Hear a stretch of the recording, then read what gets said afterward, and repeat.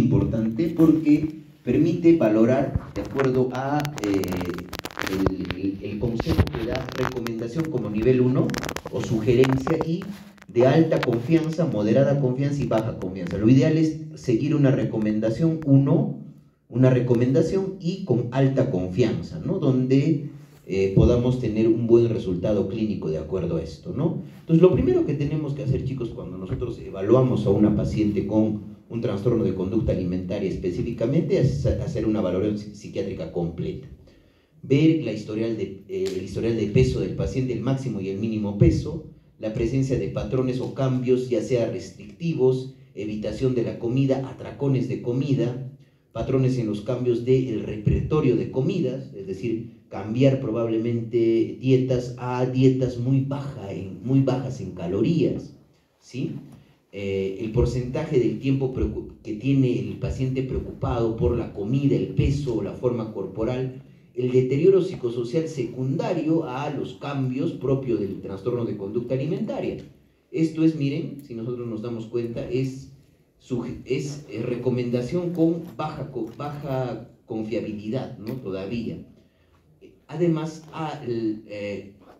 descartar ya sea que exista una historia familiar de trastorno de conducta alimentaria o otras condiciones médicas, como hemos dicho, ¿no es cierto? En nuestro país, una de las condiciones que hay que descartar es tuberculosis, ¿ya? La APA también recomienda la evaluación psiquiátrica completa, valorando el peso, el tipo de dieta restrictiva, así como también valorar probablemente identificar comorbilidades tanto médicas como psiquiátricas. Es muy importante al inicio de la valoración, ¿sí? Y luego recomienda la evaluación psiquiátrica sobre un paciente que probablemente tenga un trastorno de conducta alimentaria, revisión por sistemas, y es muy importante esto, chicos, lo que les decía, el Z-score para el índice de masa corporal o los percentiles para el índice de masa corporal, ¿correcto? Recuerden por favor eso, y la valoración médica, ¿no? Funciones vitales de la paciente, presión arterial, frecuencia cardíaca, temperatura, ¿correcto? Muy bien, además requiere también la valoración de un panel metabólico. Recuerden que esta paciente está adaptada a la malnutrición. Va a tener bradicardia, va a tener hipotermia, ¿correcto? Probablemente además va a tener una hipocalemia, pero ya crónica, ¿correcto? Que cuando se intenta hacer una corrección rápida, podemos tener problemas médicos, ¿correcto? Y también está indicado un electrocardiograma, porque muchas veces un médico le puede colocar haloperidol a esta paciente y el haloperidol prolonga el intervalo QT. Se prolonga el intervalo QT y la paciente no se va a morir por la anorexia, se va a morir por utilizar mal una medicación, ¿correcto? Y recomiendan que hay que hacer una evaluación apropiada a la cultura, centrada en la persona y un plan de tratamiento que sea integral. Como les he dicho, el tratamiento de elección, chicos, en la anorexia nerviosa es la restitución de la relación adecuada con la comida de la paciente, recuperación de peso. No hay un tratamiento farmacológico aprobado para la anorexia nerviosa, ¿ya? Eso por favor no se olviden. Y acá tenemos, ¿no? ¿Qué es lo que recomienda específicamente para la anorexia nerviosa? La rehabilitación nutricional y objetivos de ganancia de peso. Además, recomienda psicoterapia para normalizar el peso y el control del peso de acuerdo al comportamiento, y además recomienda en pacientes adultos con anorexia nerviosa siempre tratar de utilizar una terapia basada en el trastorno y enfocada en la familia, porque no solamente hay que cambiar creencias en el paciente o en la paciente, sino también en la familia para que haya un buen apoyo familiar. Y finalmente, ¿cuáles son los objetivos del tratamiento? 4, chicos. Estabilizar primeramente médicamente a la paciente, corregir los problemas metabólicos y de medio interno, recuperar el peso, corregir el patrón conductual y emocional y el tratamiento de la comorbilidad médica y psiquiátrica. La estabilización médica, chicos, hospitalización cuando el peso es menor al 20% para la talla, y se tienen que tratar los desequilibrios hidroelectrolíticos, peso diario por la mañana después de micción, balance hídrico estricto, vigilancia para las conductas purgativas, AGA y electrolíticos de acuerdo al nivel de potasio, control de funciones vitales y electrocardiograma, es muy importante. Y cuando el índice de masa corporal es menor a 15 kilogramos metro cuadrado y hay amenorrea, y empieza a perderse calcio a nivel óseo. Está indicativo realizar, a pesar de que sea adolescente, una densitometría ósea. Recuerden por favor eso, ¿ya?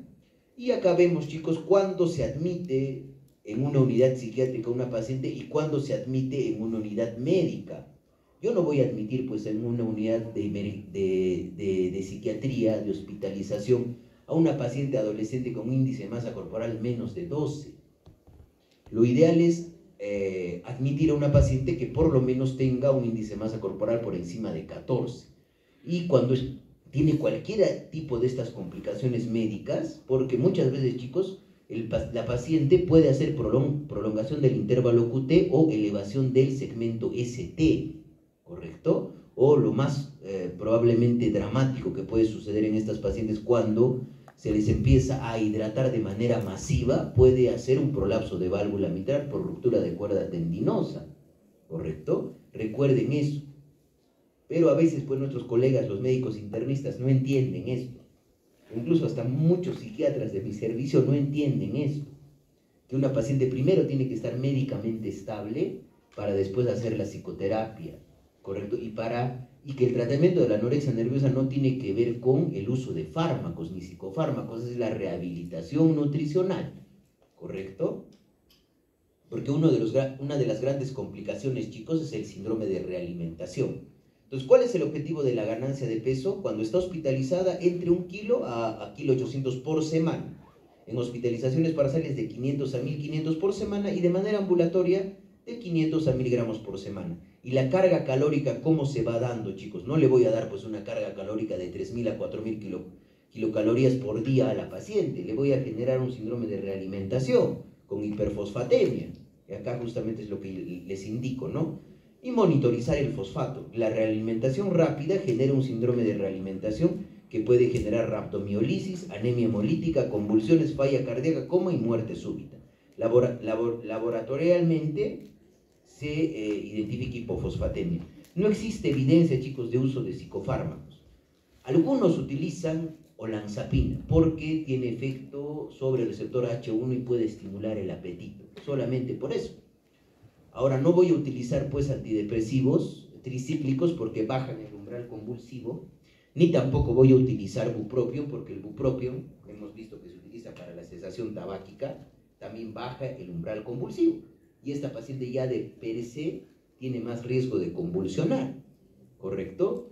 Y respecto a esto, chicos, además se restringe el uso de fármacos solamente para comorbilidades, ¿ya? Recuerden por favor eso, solamente para comorbilidades. Uso de vitamina D o D2 o D3 y calcio, dependiendo también de la densitometría y del índice de masa corporal. Y acá vemos los tipos de terapia.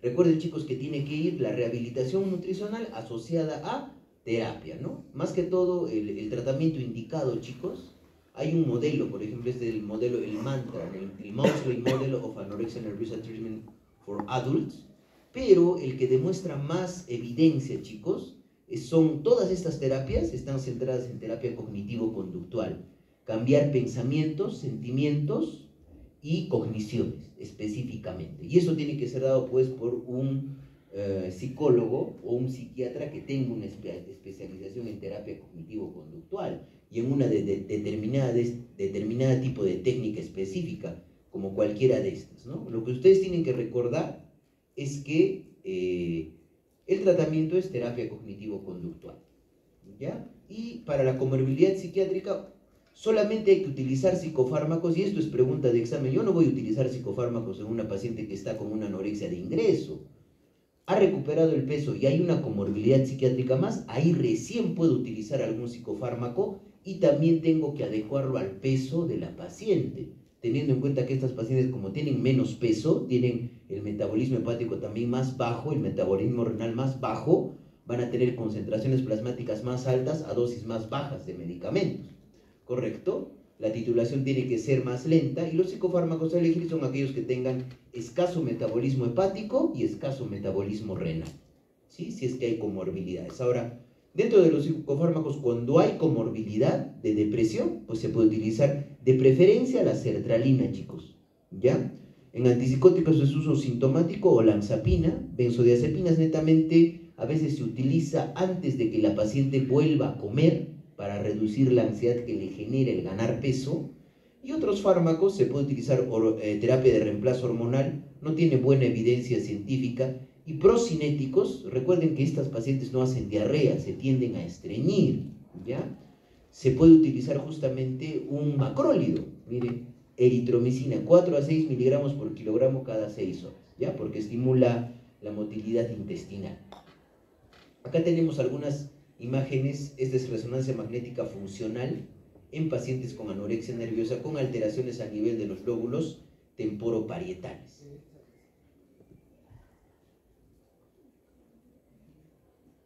¿Sí? Se evidencia disminución de actividad en corteza cingulada anterior y en la corteza temporal y parietal. Correcto, y acá tenemos una tomografía por emisión de fotón único en anorexia nerviosa, y lo que acá es importante para que vean cómo solamente la restauración del peso regula el metabolismo, la hipoperfusión. Miren, dense cuenta, ¿no? A la presentación, 9 meses después de la ganancia de peso y 17 meses después de la ganancia de peso, se restaura la hipoperfusión al restablecer solamente el peso. Y luego vamos a ver el segundo trastorno, que es la bulimia nerviosa. Ya hemos dicho, chicos, ¿no?, que la bulimia nerviosa está caracterizada por episodios recurrentes de atracones, es decir, la ingesta excesiva de comida en una sola oportunidad, asociada a métodos compensatorios, ya sean purgativos, vomitar o utilizar laxantes o diuréticos, o restrictivos, dejar de comer o hacer excesivo ejercicio. ¿Cuál es el objetivo de estas dos conductas? Evitar la ganancia de peso.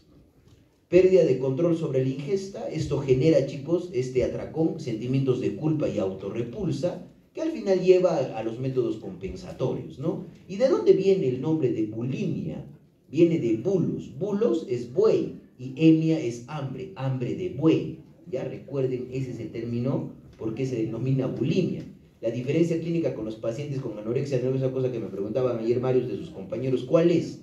¿Es que se mantiene un peso normal o se tiene sobrepeso? Esa es la gran diferencia, ¿sí? Y acá está, pues, Gerald Russell, que acuña el término de bulimia nerviosa. Miren, este es un artículo del año 79, este es un psiquiatra británico, que habla bulimia nerviosa, una variante ominosa de la anorexia nerviosa. Describe, pues, un grupo de pacientes que tenían anorexia y van migrando a periodos de atracones con purgas. Y también, gracias a este psiquiatra, tenemos, pues, la determinación de un signo que se puede evidenciar en pacientes con bulimia, que viene a ser la erosión dada por las piezas dentarias en la cara dorsal de los dedos, que se denomina esa callosidad signo de Russell. Ya no se olvida. Hay factores genéticos, por supuesto, chicos, antecedentes familiares de bulimia, trastornos afectivos, trastorno por uso de sustancias y obesidad. Hay menor secreción de colecistoquinina. Recuerden que la colecistoquinina es la hormona de la saciedad. Y a nivel de neurotransmisores, chicos, es donde se evidencia la mayor disfunción serotoninérgica. Es por eso que el tratamiento de la bulimia nerviosa reside en dar antidepresivos a dosis altas. Específicamente, ¿cuál es el fármaco aprobado para la bulimia nerviosa? La fluoxetina. Y la fluoxetina se tiene que utilizar entre 60 a 80 miligramos, ¿correcto? Y por la hipofunción serotoninérgica. A nivel de noradrenalina hay una hipofunción que es producto de la restricción dietaria entre atracones. Igualmente, en dopamina hay disminución del metabolito del ácido homovanílico, disminución de la respuesta placentera a la comida. Por eso se habla justamente lo que decíamos, ¿no? El trastorno por atracón o incluso la bulimia se puede conceptualizar dentro del espectro de los trastornos adictivos. Y en neuropéptidos hay endorfinas elevadas, sensación de bienestar tras la purga. ¿Correcto? Y la etiopatogenia acá, chicos, es importante recordar lo siguiente, acá.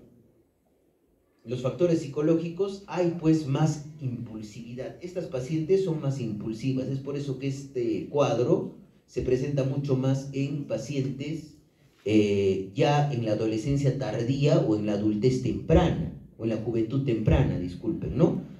con donde hay bastante impulsividad, por eso hay bastante comorbilidad con trastorno por uso de sustancias, y la comorbilidad más frecuente es con el trastorno de inestabilidad emocional de la personalidad de tipo límite. Recuerden eso. Entonces, anorexia nerviosa está más asociada a rasgos obsesivos compulsivos de personalidad, y bulimia nerviosa con el trastorno limítrofe borderline de la personalidad por la impulsividad. Recuerden eso. Y al final va a haber un ciclo perpetuante, ¿no? Viene el atracón, la conducta compensatoria, restricción dietaria, atracón. Muy similar a lo que sucedía en las adicciones, si nosotros hacemos una analogía. Y factores sociales y ambientales, ¿no es cierto? Recién se describe la anorexia nerviosa del año 79 por Russell, porque hay una presión social en torno a la delgadez, y es una idea sobrevalorada con preocupación por el peso y la imagen corporal. Y acá tenemos los mecanismos etopatogénicos. Viene la ansiedad, hay una baja autoaceptación respecto a la paciente, viene el atracón disminuye la ansiedad, luego hay una sensación de pérdida de control, la paciente experimenta esos sentimientos de autorrepulso o culpa, vomita, disminuye la ansiedad y se refuerza la conducta purgativa por el alivio de la ansiedad. Dense cuenta, ¿sí? Es como si hubiera un condicionamiento, si ustedes se han dado cuenta, ¿no? ¿Y cuáles son las complicaciones, no? A nivel metabólico, como se pierde cloro, puede haber alcalosis o acidosis hipopotasémica, hipoclorémica, deshidratación, azoemia prerrenal, a nivel de cardiovascular, arritmias, a nivel dental. Una de las cosas que se ve es por la mayor permanencia del líquido gástrico o a nivel de cavidad oral, erosión del esmalte dental. A nivel gastrointestinal, ya lo hemos dicho, la hipertrofia parotidia, secundaria a tratar de neutralizar el contenido ácido en la cavidad oral. Y a nivel musculoesquelético, por la pérdida de cloro, puede haber calambres y tetania. Cardiovasculares, bradicardia, hipotensión, miocardiopatía, insuficiencia cardíaca congestiva, esto en pacientes con anorexia, ¿ya? Y a nivel dental, chicos, caries en quienes se purgan igual. A nivel de la membrana periodontal, perimólisis, en quienes se purgan, y dermatológicas, en anorexia, el lanugo y el signo de Russell, y en la anorexia lo que les he explicado, ¿no? La hipercarotenemia, la piel amarillenta en una paciente con anorexia. ¿Listo? Y endocrinas metabólicas, chicas, la menorrea en la anorexia, la infertilidad en la anorexia. Y a nivel digestivo, estreñimiento, elevación de enzimas hepáticas, de infiltración grasa del hígado, dilatación o rotura gástrica por vómitos, y los desgarros de Mallory Weiss, ya por los vómitos repetidos. Y en las manifestaciones clínicas, el atracón, chicos, característicamente es la conducta predominante. Hay que valorar cuántas veces, el tiempo, la pérdida de control, los vómitos autoinducidos, y ese círculo perpetuante, ¿no? Dieta, atracón, maniobra compensatoria. Dieta, atracón, maniobra compensatoria, ayuno total, uso de anorexígenos o ejercicio físico excesivo. Y a nivel cognitivo, lo que hemos dicho, al igual que en la anorexia nerviosa, chicos, todas estas ideas son egosintónicas. La paciente se siente cómoda con buscar perder peso, ¿sí? Y en las complicaciones, consecuencias de atracones y purgas, acá debería decir bulimia nerviosa, disculpen. Consecuencia de atracones y purgas gastrointestinales, cardíacas, trastornos hidroelectrolíticos y psiquiátricas, lo que hemos dicho, ¿no? Aquí está, trastorno de inestabilidad emocional de la personalidad de tipo límite y el trastorno por uso de sustancias, porque predomina en la bulimia nerviosa la impulsividad. Vean, chicos, la hipertrofia parotidia, ¿correcto? Hipertrofia parotidia, el signo de Russell, ¿no es cierto? Y la hipertrofia parotidia y las alteraciones a nivel de la salud oral. Estas características que se ven a nivel de la erosión del esmalte dental y la sequedad de la mucosa. Y muchas veces, chicos, se ve también por los vómitos autoinducidos, petequias periconjuntivales, ¿ya? Porque la paciente aumenta pues la presión intratorácica al momento de vomitar. Y la comorbilidad, miren, dense cuenta, chicos, la comorbilidad de la bulimia nerviosa, ¿con quién tiene mayor cantidad de comorbilidad? Con los trastornos de conducta, 29%, puede haber también comorbilidad con agorafobia, trastorno depresivo, ¿sí? Y los criterios diagnósticos. Lo más importante, chicos, que ustedes tienen que acordarse es los atracones que se tienen que dar como mínimo en un periodo de 3 meses durante, por lo menos, de acuerdo a la gravedad, tiene que producirse 1 a 3 veces por semana en un periodo de 3 meses y tiene que haber una conducta compensatoria, ya sea a partir de vómitos, laxantes, diuréticos, ejercicio excesivo o ayuno, ¿sí? Y para CIE-10, lo característico que son los atracones, la preocupación por ganar peso, y acá tenemos finalmente un ejemplo 4, donde se habla de una paciente justamente que empieza a purgarse luego de tener atracones de comida, pasa del vómito al uso indebido de laxantes después de leer que los vómitos provocan problemas dentales. Actualmente se da un atracón semanal, normalmente cuando se siente sola el fin de semana, y se toma después 10 tabletas de bisacodilo para depurar el cuerpo. Entonces es muy frecuente, chicos, ¿no? Tomar bisacodilo o tomar otro tipo de laxantes para bajar de peso después del atracón, ¿ya? ¿Y cómo realizamos el diagnóstico? Le preguntamos a la paciente, ¿has sentido alguna vez que tu forma de comer está fuera de control? Porque hay pérdida de control sobre la ingesta. Es lo mismo que sucede en las adicciones. La paciente empieza, chicos, a comer. Yo he tenido pacientes, y les doy mi experiencia clínica, que empiezan a comer, por ejemplo, en Navidad un panetón y se acaban el panetón entero, ¿ya? ¿Correcto? Y hay que preguntar si tienes atracones, es decir, y hay que normalizar, pues, este atracón, ¿no? Decirle, es decir, cuando comes cantidades mayores de las que deberías y sientes que no puedes parar de comer. Y después de que tiene el atracón, chicos, tiene los sentimientos de autorrepulsa o autodesprecio hacia ella misma y viene la conducta compensatoria, ¿no? Se trata de eliminar esas calorías sobreingeridas. Y en su máxima expresión hay que determinar la frecuencia de la conducta para también determinar la gravedad del cuadro, ¿no es cierto? Y esta es la memotecnia. Al igual que teníamos una memotecnia para anorexia nerviosa, tenemos una memotecnia para la bulimia.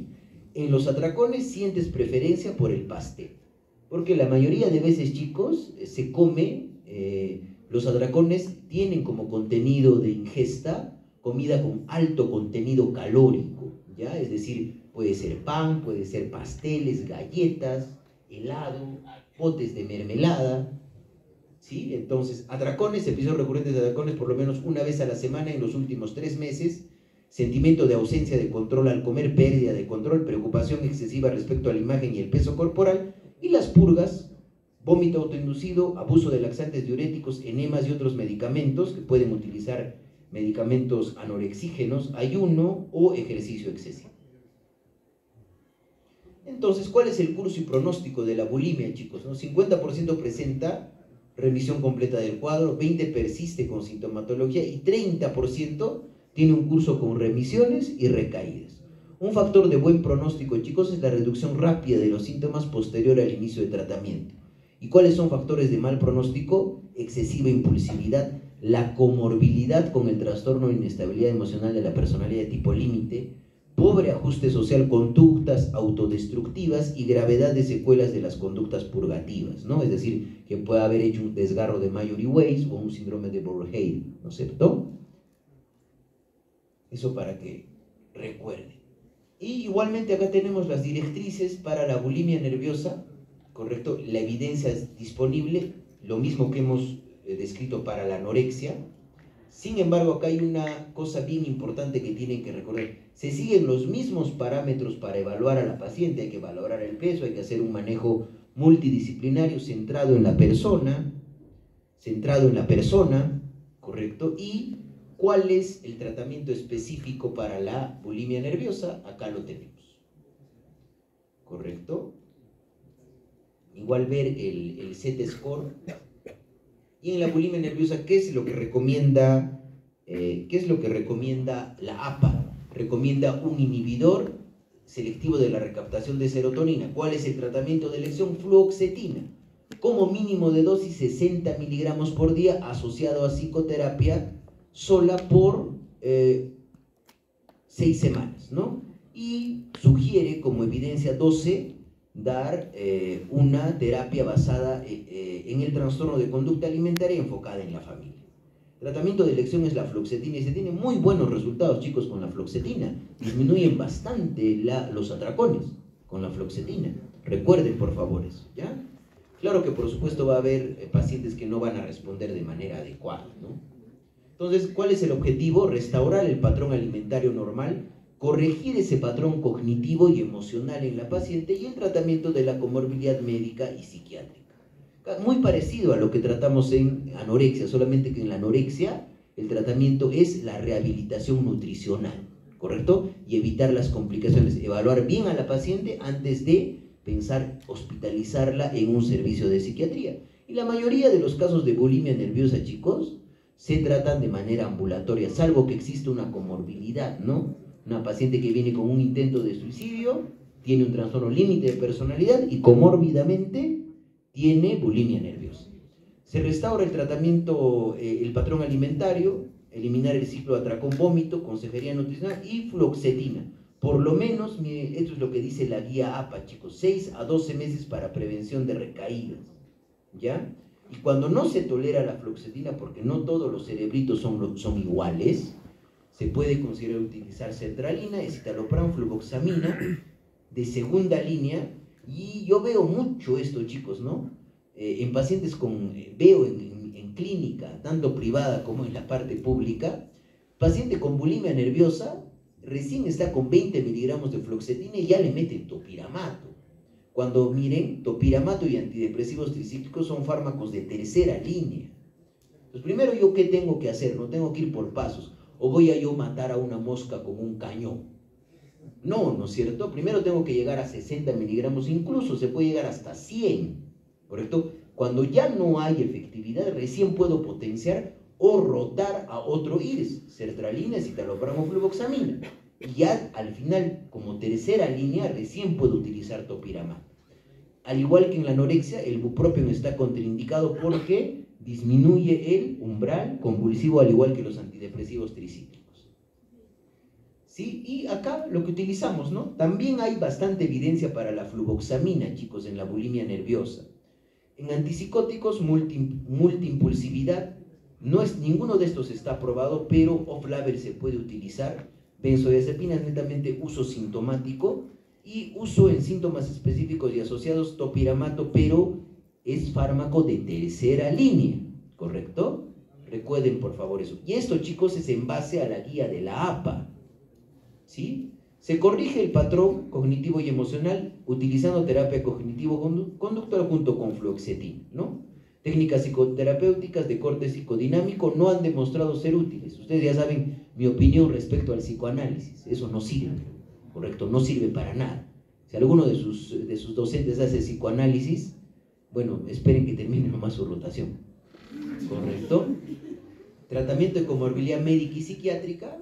Específicamente, chicos, concurrentemente un equipo multidisciplinar, al igual que sucede con la anorexia. En la anorexia nerviosa tienen que participar el endocrinólogo, el ginecólogo, el nutricionista, el psicólogo y el psiquiatra, ¿correcto? Y buscar la adherencia al tratamiento psicofarmacológico y psicoterapéutico. Y acá tenemos en el ejemplo 5, una mujer de 50 años que acude con obesidad importante. La paciente refiere que en los últimos años tiene momentos en los que siente la necesidad irrefrenable de comer, habitualmente dulces. Entonces, como todo el dulce que hay en casa, o se va a la panadería y compre grandes cantidades de pasteles.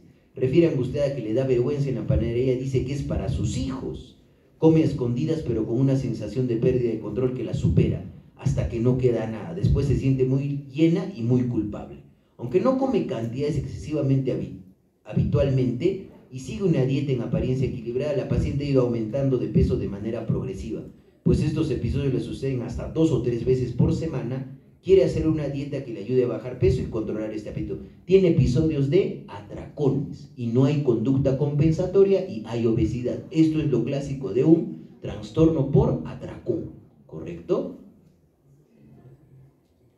Entonces, el trastorno de atracones o trastorno por atracón son episodios recurrentes de atracones donde se ingiere cantidades de comida superiores en un periodo corto de tiempo y no se desarrolla comportamientos compensatorios de ningún tipo después del atracón.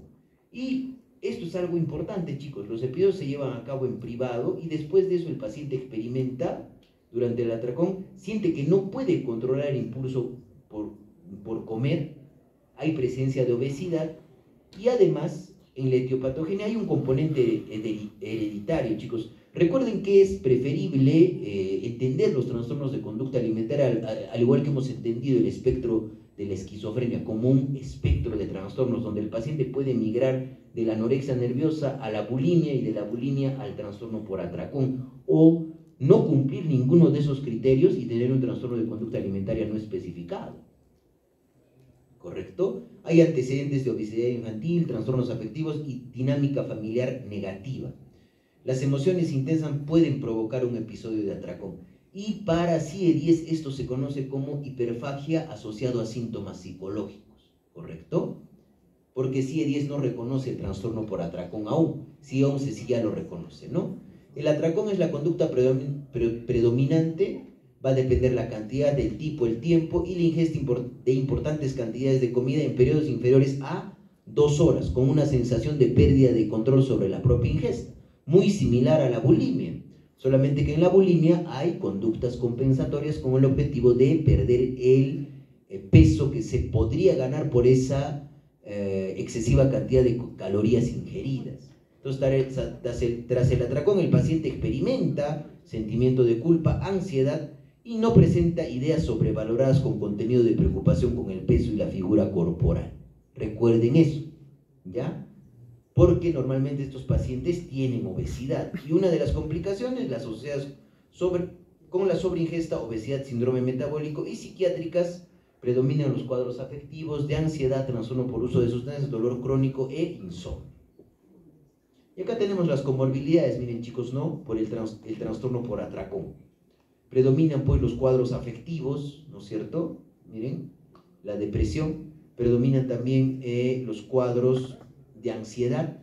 Miren, ansiedad generalizada o cualquier trastorno de ansiedad. Es importante tener en cuenta eso, ¿no? Y acá tenemos los criterios diagnósticos, ¿no? Acá CIE-10 lo conoce como bulimia nerviosa de tipo no purgante, pero en general es hiperfagia asociada a síntomas psicológicos. Entonces, el atracón ocurre, episodios de atracones por lo menos una vez a la semana durante 3 meses, pero ¿cuál es la gran diferencia? No hay conductas compensatorias y el paciente tiene obesidad. Recuerden, por favor, eso. Y al igual que en la bulimia nerviosa, se clasifica de acuerdo al número de atracones por semana, en leve, moderado, grave o extremo. Entonces, ¿cómo realizamos el diagnóstico? Preguntar, pues, si existen atracones. ¿Tienes atracones? Es decir, usted ingiere cantidades excesivas de comida durante un tiempo determinado y luego de que has hecho el atracón, te has deshecho de la comida de alguna manera, no tiene conductas compensatorias el paciente con un trastorno por atracón, ¿sí? Y en su máxima expresión, ¿con cuánta frecuencia tienes atracones? Que es muy importante, chicos, para determinar la frecuencia de la conducta y determinar la gravedad del cuadro, ¿sí? Y la presencia de atracones en ausencia de purgas, ¿no? Ahí hablamos un poquito más respecto a los atracones. Come con rapidez, come hasta el punto de sentirse lleno, se siente mal consigo mismo, el paciente se siente mal después de haber comido en exceso. Y el curso pronóstico, 3% desarrolla obesidad mórbida y un estudio prospectivo en mujeres con 5 años de seguimiento, menos de la quinta parte de la muestra presentaba síntomas clínicamente significativos. Y hay un fármaco, como ya les he dicho, ¿no? Bulimia, anorexia nerviosa y trastorno por atracón. De esos 3 trastornos, el más frecuente es el trastorno por atracón. Después viene la bulimia y después viene la anorexia, ¿ya? Recuerden eso. Y el tratamiento para el trastorno por atracones, igual utilizamos nuestra guía de práctica clínica con recomendación, sugerencias y el nivel de evidencia, ¿correcto? Acá justamente tiene la misma estrategia para la evaluación, salvo que en estos pacientes hay que descartar pues que exista síndrome metabólico o diabetes mellitus, ¿no es cierto? Porque va a ser muy frecuente, ya va a haber resistencia a la insulina, ¿correcto? ¿Y cuál es el fármaco de elección, chicos? ¿No? Es lo mismo lo que estamos repitiendo. Acá, ¿qué fármaco se elige? Se elige la LIX-D dexanfetamina, chicos. Ese es el tratamiento de elección. Lamentablemente en nuestro país no la tenemos. Es decir, es una anfetamina asociada a lisina para que se libere de manera prolongada cuando se utiliza. ¿Sí? Entonces, el tratamiento en el trastorno de atracones es igualmente restaurar el patrón alimentario normal, la corrección del patrón cognitivo y emocional, porque muchas veces el paciente come como estrategia de afrontamiento a problemas, ¿correcto? Por ansiedad. Y es muy frecuente. Y esto, chicos, muchas veces, ustedes han visto que hay un montón de cirujanos que hacen cirugía bariátrica, ¿correcto? La Academia Americana de Cirugía indica que antes de realizar una cirugía bariátrica, está indicada para la obesidad mórbida primero, y tiene que tener una evaluación por psiquiatría para descartar un trastorno de conducta alimentaria. ¿De qué sirve que yo le haga una cirugía bariátrica si el paciente tiene un problema, un trastorno por atracón? El paciente otra vez va a volver a engordar. Pero ¿quién se llenó ya de dinero la billetera? El cirujano, porque al cirujano no le importa, simplemente opera, ¿no es cierto? Eso es, por ejemplo, algo que yo he visto en los cirujanos. Solamente yo alguna vez he tenido una paciente que sí tenía obesidad y tenía un trastorno de conducta alimentaria y sí se podía beneficiar de la cirugía, porque había reducido peso y tenía más riesgo de realizar, ya estaba con resistencia a la insulina, ¿correcto? Entonces, el cirujano pidió una evaluación por psiquiatría y un informe psiquiátrico para poder hacer la cirugía, que es lo correcto, ¿no es cierto? Entonces corregimos eso, restauramos el patrón alimentario normal, corregimos el patrón cognitivo y emocional y eliminar este ciclo de atracón-disforia, ¿no? Muy útil el tratamiento cognitivo-conductual, la terapia interpersonal, el tratamiento de elección, dexanfetamina, 50-70 miligramos por día.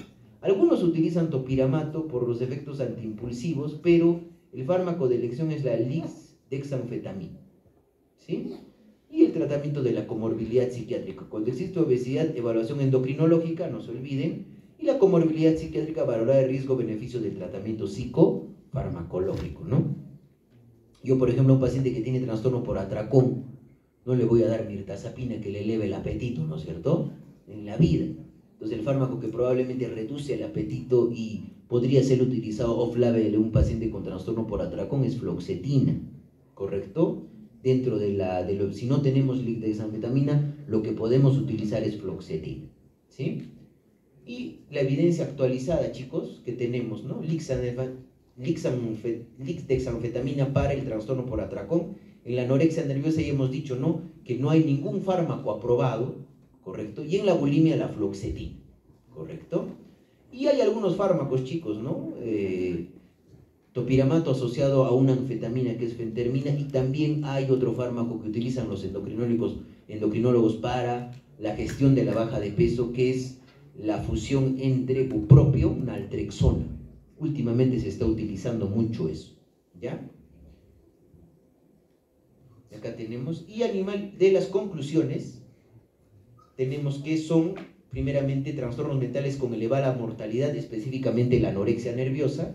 El manejo es multidisciplinario, nunca se olviden de eso, liderado por el psiquiatra. Considerar el inicio de trastorno en la adolescencia. La participación de la familia es fundamental. Basar el tratamiento en literatura científica disponible y actualizada. Anorexia nerviosa, bulimia nerviosa, trastorno por atracones. Y el éxito del tratamiento se basa ¿en qué? En una adecuada alianza terapéutica, ¿sí? Entonces, con eso, chicos, hemos terminado. He podido llegar, creo, a tiempo justamente para todo. Si tienen alguna pregunta, chicos, estamos para responder.